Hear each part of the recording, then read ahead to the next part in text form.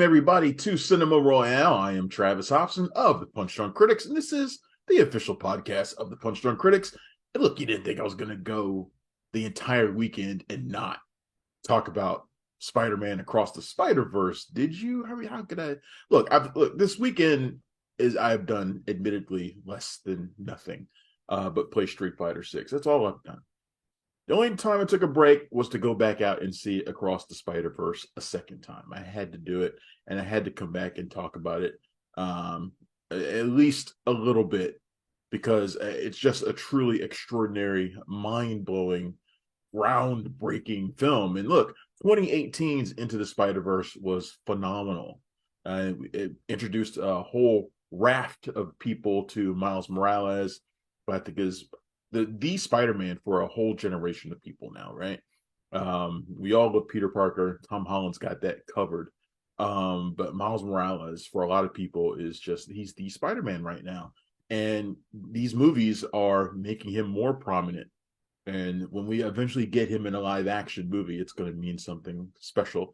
But Across the Spider-Verse is just a tremendous movie. It's so dense, so rich with character and plot and heart. And it doesn't even have to focus on Miles the entire time. The opening 20 minutes or so are given to Gwen Stacy.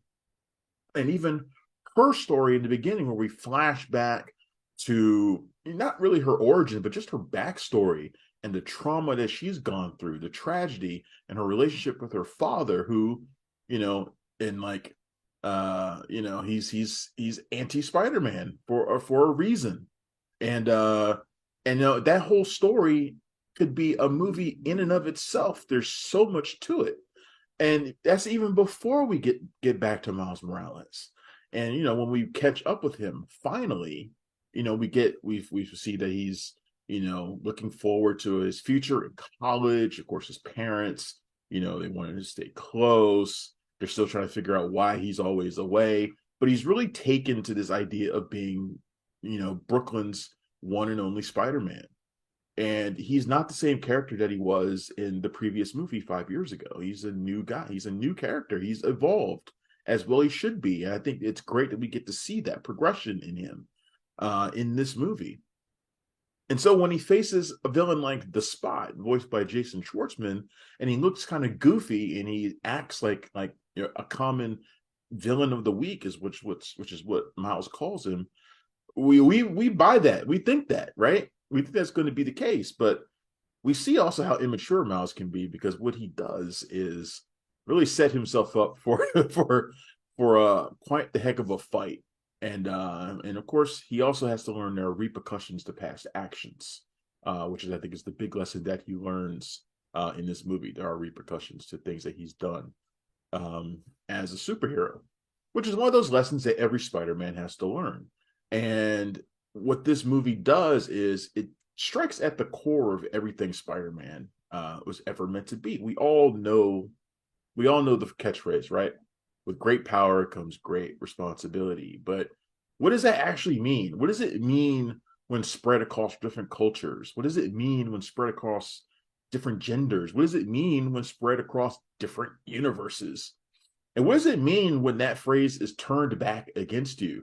There are consequences to that, and every Spider-Man has had to deal with it. Every Spider-Man has a death in their past that motivates them. Every Spider-Man has it, and how they all deal with it is part of what makes them Spider-Man. And we get literally hundreds of different Spider-Men in this movie, and honestly, they're all pretty damn cool. Issa Rae voices, I think the coolest female Spider-Woman I've ever seen. Pregnant, big afro, rides a cool-ass motorcycle. She's badass. Oscar Isaac plays Miguel O'Hara, one of my favorite Spider-Man, Spider-Man 2099. I've always loved that comic and that character. We even get Ben Reilly, the Scarlet Spider, who is my favorite.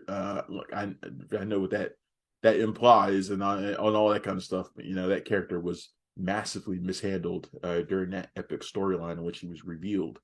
But I love Ben Reilly, and I love how melodramatic he is in this movie. It's great.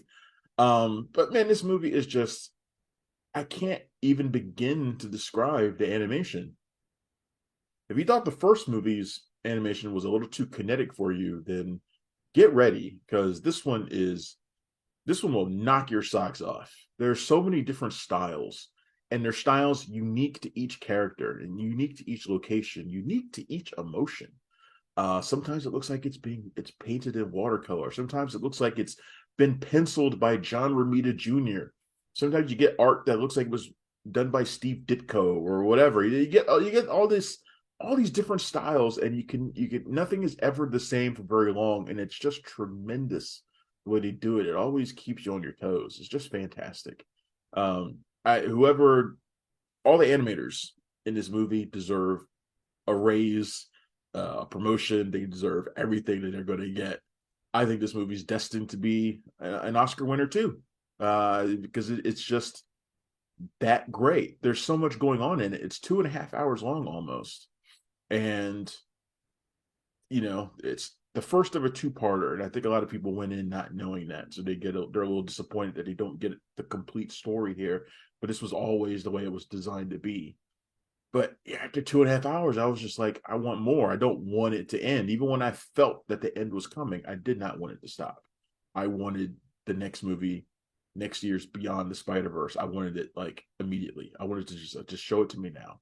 Give it to me now. I don't want to wait. I don't want to wait a year. Give it to me now. The best I could do was go and see the movie a second time. And I can guarantee you that I will go and see it a third time. The conclusion, like I said, it ends on a cliffhanger, but it's one hell of a cliffhanger. It works in every respect. It pays homage to the other characters in Miles Morales' life, the things that have driven him so far. It's all perfect. I honestly don't have a complaint about it, other than the fact that it was hard to understand what Spider-Punk was saying all the time. Like that's it. That's like my minor complaint was that I didn't always understand Spider-Punk, who was voiced by Daniel Kaluuya, by the way. Really cool anarchist Spider-Man. He's awesome. He's a fantastic character. He kind of reminds me of Spider-Man Noir from the first movie, that character that doesn't have to do a lot, but they make an impression the time that they're there, and you want to see more of them. I want to see more of Spider-Punk, like immediately. Like, give me a spinoff. Yeah, that's like such a minor complaint, and yet that's like the thing. I don't even feel like it's too long. I feel like it's the perfect length for the amount of story that they were trying to tell. There's not a moment in there that I would have taken out. So yeah, Spider-Man Across the Spider-Verse, tremendous movie. If you had any qualms about seeing it, and based on the $208 million worldwide debut this weekend, you probably already have gone and seen it. Go back and see it again, because there's so much that you've undoubtedly missed. Seeing it the second time, I've noticed tons of different things. And I know if I see it a third time, there'll be even more. So, Spider-Man Across the Spider-Verse, I cannot recommend it enough. It's in theaters and now. You should go and check it out. All right, I'm Travis Hobson. This has been Cinema Royale. You can find me every day at punchdrunkcritics.com. If you live here in DC, you can find me on WETA Around Town Best Bets, and on Fridays on Channel 7 News DC at about 12:45 every Friday, doing movie reviews.